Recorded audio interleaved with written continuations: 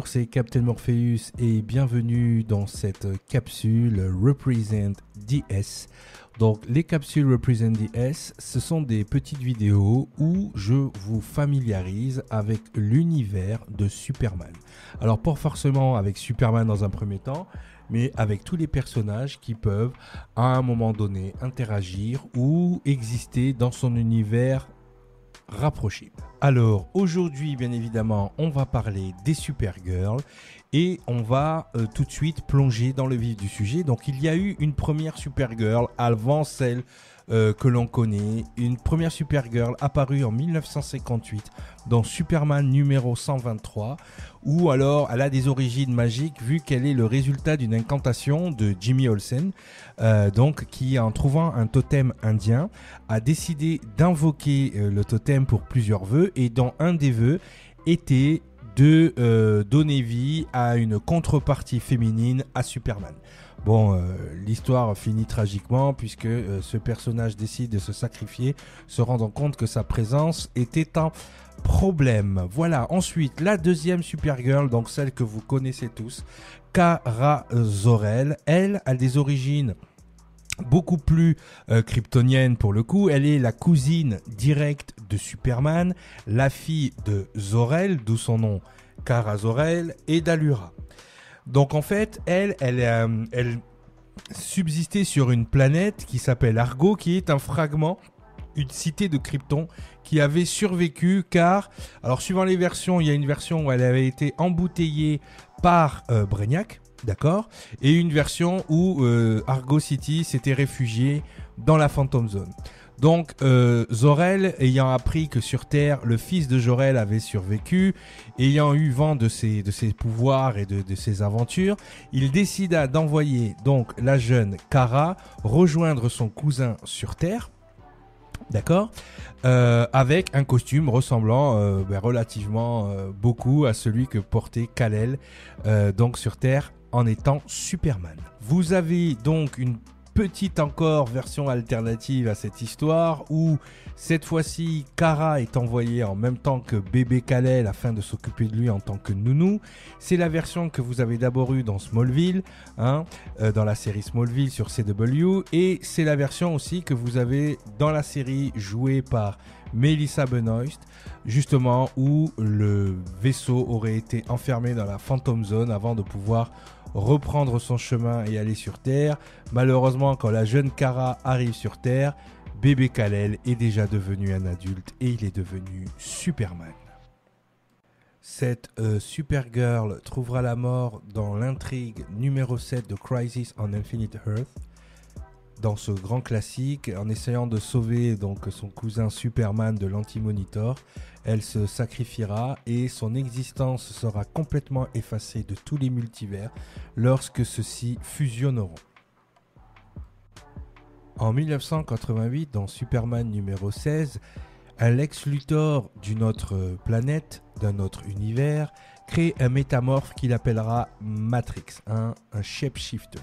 Cette métamorphe possède de nombreux pouvoirs et Superman, qui cherchait des Kryptoniens, arrive sur cette planète et embarque Matrix avec lui. Il embarque sur notre Terre.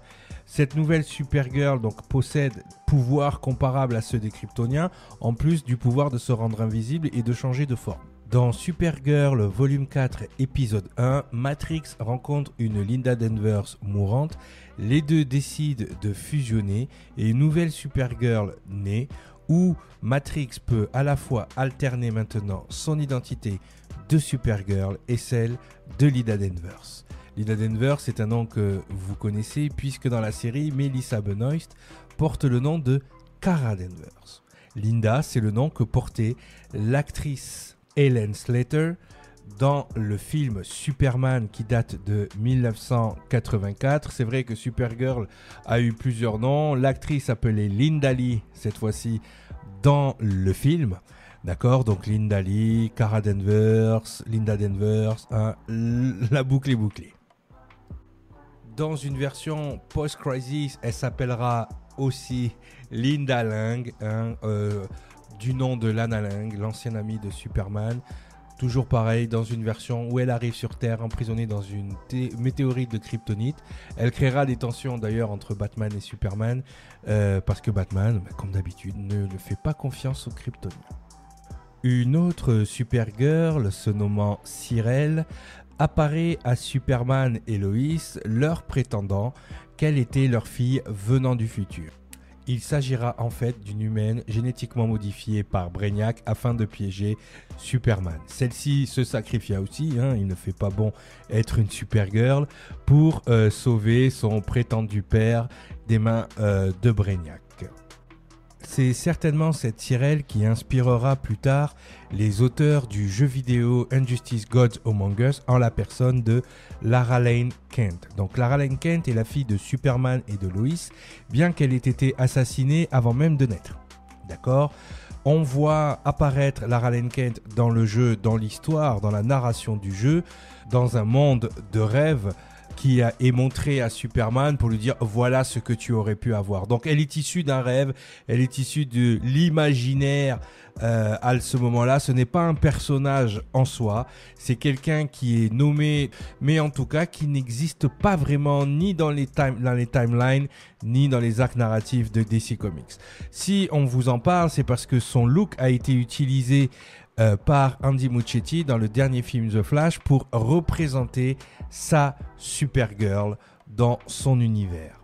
Et enfin, la dernière version de Supergirl est Power Girl, qui n'est ni plus ni moins que l'homologue de Supergirl sur Terre 2. Effectivement, sur la Terre 2, Karen Starr est aussi la cousine de Superman. Elle en possède les mêmes pouvoirs, seule la tenue change.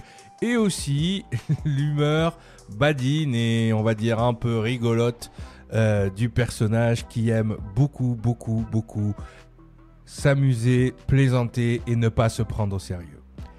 Voilà les amis, c'est votre première capsule Represent DS avec donc les Supergirls. Vous ne pourrez plus dire je ne savais pas, vous ne pourrez plus dire je suis perdu. Je viens de vous mettre en lumière toutes les versions les plus importantes de Supergirl, celles que vous devez absolument connaître avant d'appréhender le personnage et de bien vous rendre compte de ce qui se passe au niveau des arcs narratifs, dans les séries, les films, les futurs comics et tout ce qui s'ensuit.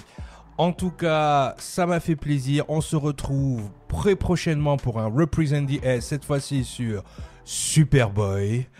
En tout cas, merci d'avoir suivi cette capsule. À très bientôt, c'était Captain Morpheus, bye bye.